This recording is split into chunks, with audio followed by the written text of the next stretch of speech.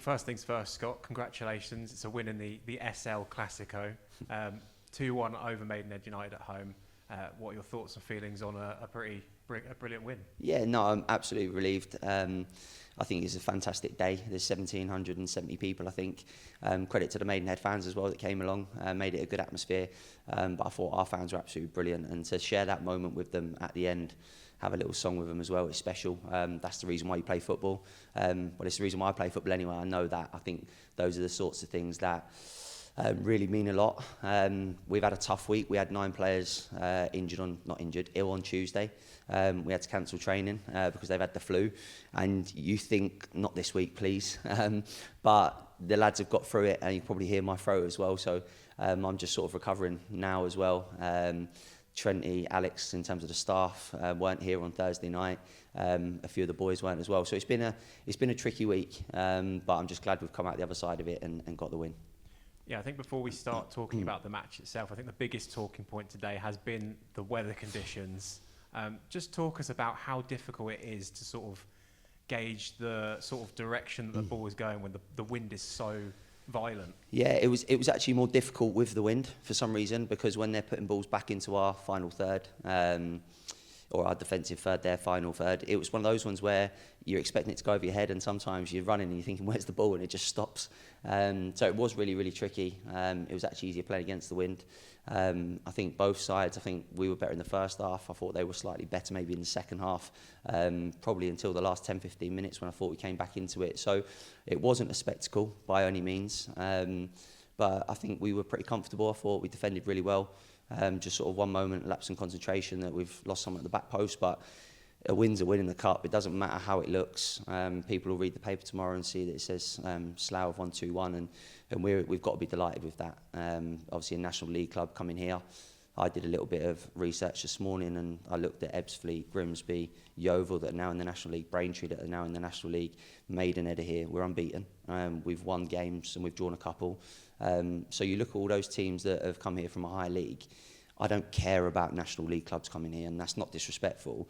I think over the course of 90 minutes, we've got players that are more than good enough to play a league above, and probably a league above that. People will say that there's a massive gap between the two leagues, and that's consistency, because players can do it over a long period of time. But in a one-off 90-minute game, I know for a fact that these boys can play a level up, and I said that to them before the game. So I think they showed today some of the individual quality that they showed at times. Lexus's goal, absolutely ridiculous. And then you look at some of the footwork in the second half that the boys have shown, and I'm just so extremely proud. I think for me it was just about getting over the line, and I really fancied us, and I know it's easy to say that, but I said it to my dad this morning. I just know how difficult it is to come here, and we've had it this year when we've gone to Chichester and Chatham, and it's been 2 really tough games because the boys probably don't get motivated as much as they would when you go to a team in the league above. And it's really, really difficult. Maidenhead aren't going to get excited by coming here when they go to the likes of Oldham and Southend and places like that. So we had to use that to our advantage. I think we did. And like you said, it was a game that wasn't quite the thrill, but it was key moments that stood out in the end. John Gilbert, of course, probably one of those players that a lot of people would argue is someone who might be looking to head further up the league. 13th assist for him to supply Slavy with that header at the back post. And then, of course, you've already mentioned Lexus's brilliant winner. What are your thoughts on the goals? Yeah, no, I think Gilbs' delivery's been spot on all year. Great header from Slavy.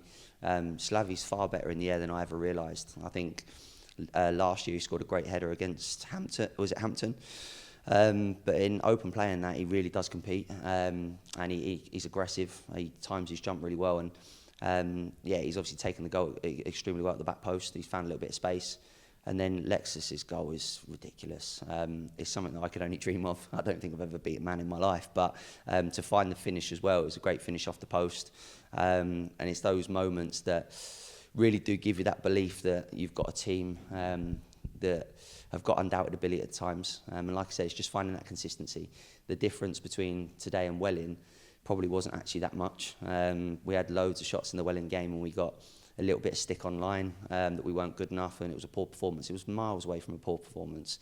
We had 21 shots, they had 6. It's just that consistency, and that's what we're probably craving.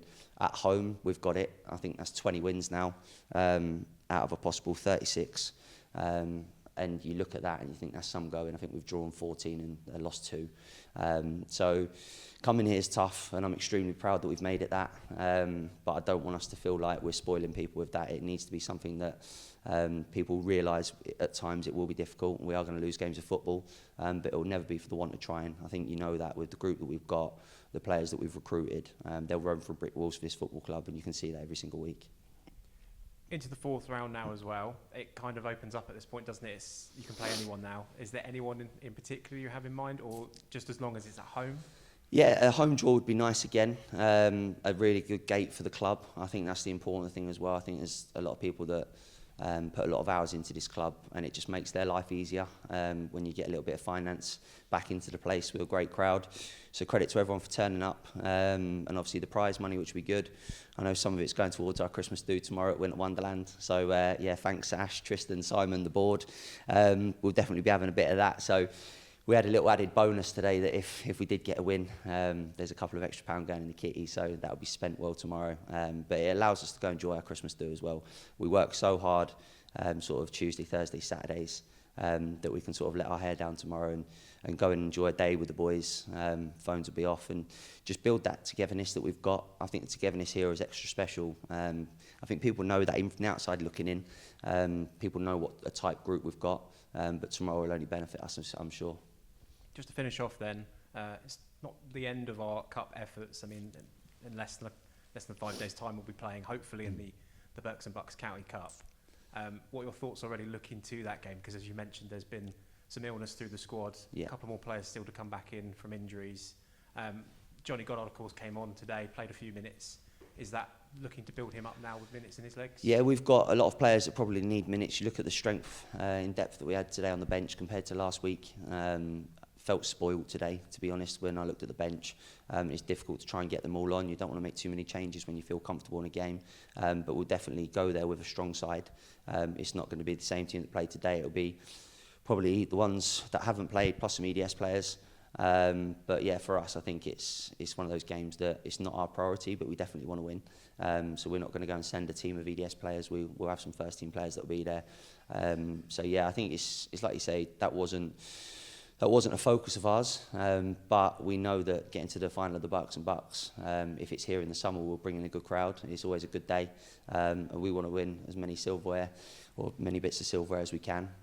The other thing I want to just mention quickly, just a massive thanks to Stu Brooking. I don't know if you know about it, but I watched the Arsenal documentary a few times, and the kit man did a speech before the North London derby, and Yella wasn't here today, and he usually speaks for a couple of minutes before we go out.